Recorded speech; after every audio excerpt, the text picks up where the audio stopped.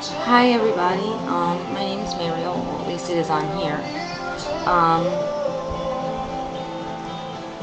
I pretty much want to talk about Jesus today.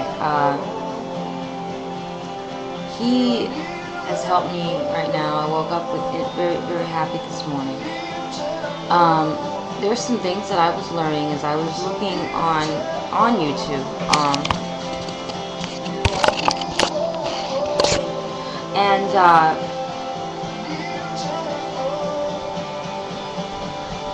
It's basically about the Bible. I believe that the Bible is true, and because of my own personal experience that I have had with it and with its truth. And I was looking at some video blogs, and there was one person that was speaking about creationism.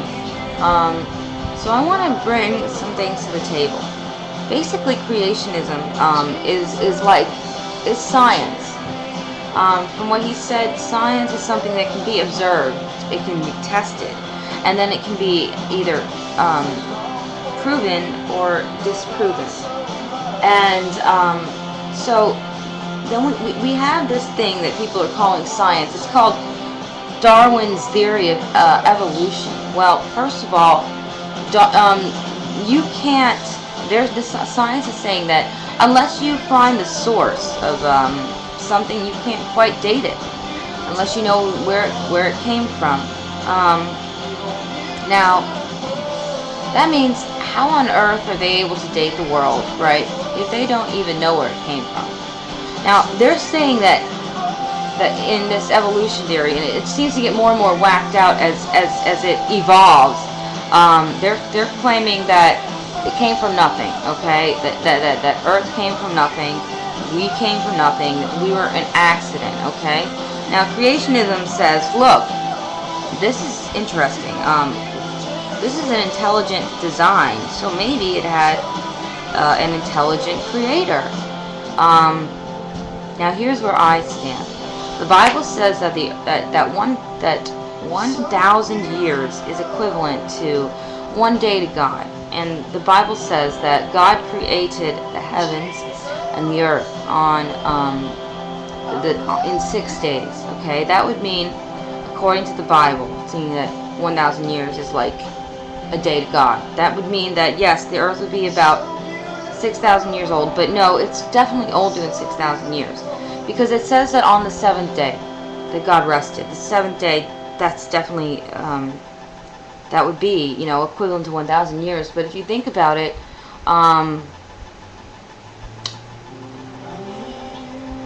call that what we live in right now the seventh day, the day God rested, the day God gave His powers to mankind through the Word. So what we speak forth, it happens, good and bad.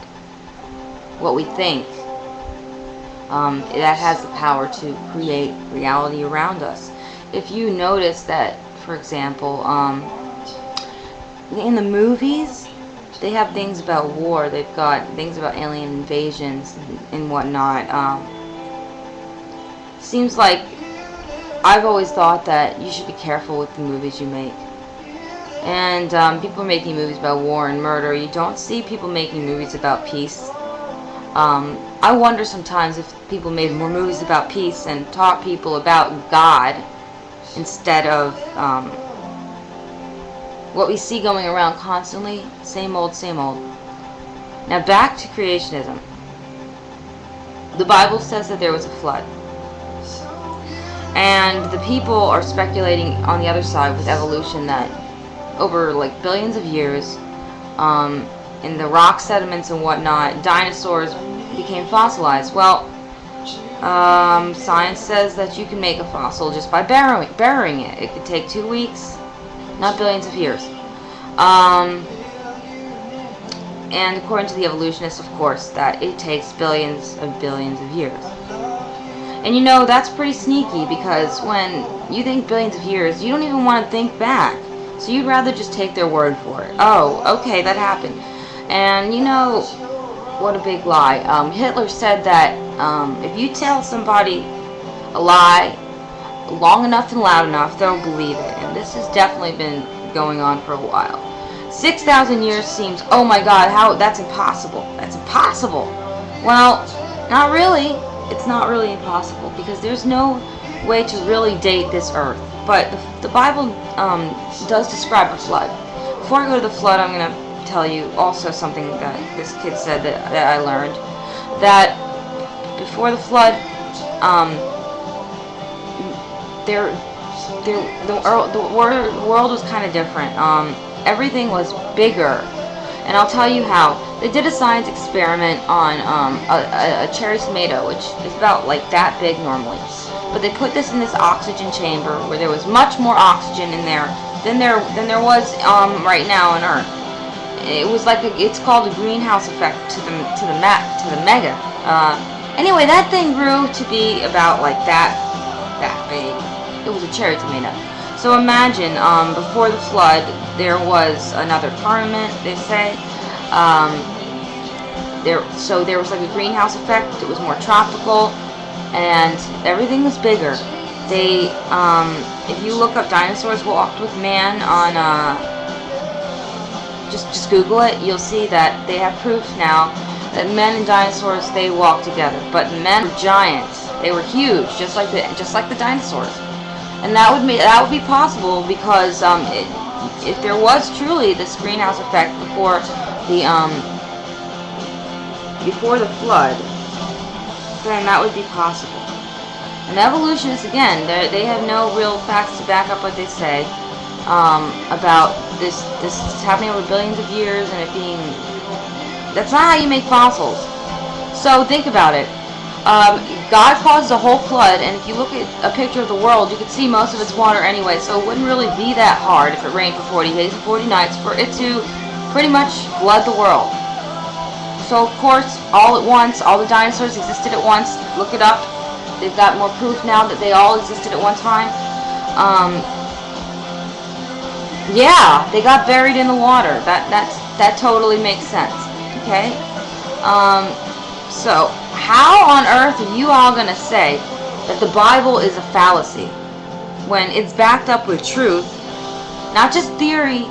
It's been observed. What we observe is we can observe things right now, and we have observed that it only takes about 2 weeks to fossilize something. You can fossilize a hat. Now, of course, the evolutionists are calling these new life fossils. I'm sorry, but I thought a fossil was going to take 1 billion years. So, obviously that's just a bunch of bull crap. You know, and I've always, like I said, through personal experience, I have chosen that the Bible has always led me in the right direction. Every other book that I've read, it's led me totally in the wrong direction. Even the Bible warns about it. It says that, you know, if you don't have a foundation of truth, right, then you're just going to believe everything that you hear. You're not really going to know what is the truth. So you know, when I read the Bible, honestly, I decided one day that, you know what, the best book for me to believe is going to be this Bible, because this Bible that I read, it doesn't just talk about the past. It always pertains to right now. Right here in the present. I mean, if you tried it, you just try it, and I'm just saying to open it up and read something, even if you don't understand it. Well, read it. And then go and read like 12 books, okay? 12 books isn't even equivalent to what one passage in the Bible has been able to do for me. And they usually pertain to the past, and it's obvious. And if they pertain to the now, they're thinking of the future. Just be aware and notice it. Just try it. You don't have to, but it would be a good idea. Well, I've only got 22 seconds left. I'm going to make another video so we can talk more about this. Alright, peace out and God bless you.